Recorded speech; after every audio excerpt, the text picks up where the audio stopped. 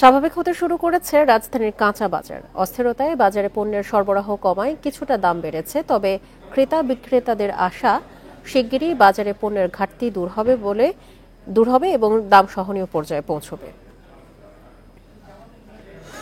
প্রিয় number set করে বিকাশে সেন্ড মানি করুন ফ্রি।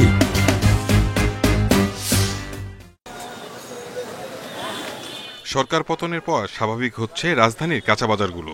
সরবরাহ কম হওয়ায় দাম বাড়লেও ফিরছে স্বস্তি।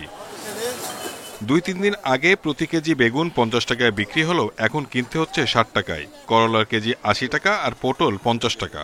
কাঁচামরিচের জন্য গুনতে হচ্ছে 200 টাকা। তবে বাজারে এখনও ক্রেতা সমাগম কম। এখন মোটামুটি তো আল্লাহর রহমতে সব ঠিক হয়ে গেছে। আল্লাহর রহমতে সব কিছু ঠিক হয়েছে। মালটা আইলে অবশ্যই দাম কমবে। আলুর কেজি এখনও 60 টাকা, পেঁয়াজ 120 টাকা। তবে সরবরাহে কোনো ঘাটতি চোখে পড়েনি। বাজারে আরও তদারকি বাড়ানোর আহ্বান ক্রেতাদের। ইনকামও কমে গেছে, আবার খরচ বেড়ে গেছে। হ্যাঁ, তো এটা যত তাড়াতাড়ি পরিবেশটা স্বাভাবিক হয়, মালামাল যত বেশি ঢুকতে পারবে তত দামও কমবে। যখন সরবরাহ বেড়ে যাবে দামও আমরা আশা করি আরও একটু কমে আসবে। সরবরাহ বেড়েছে মাছের বাজারে, তবে বেশিরভাগ মাংসের দোকান বন্ধ। Shahid Ahmed, independent news, Dhaka.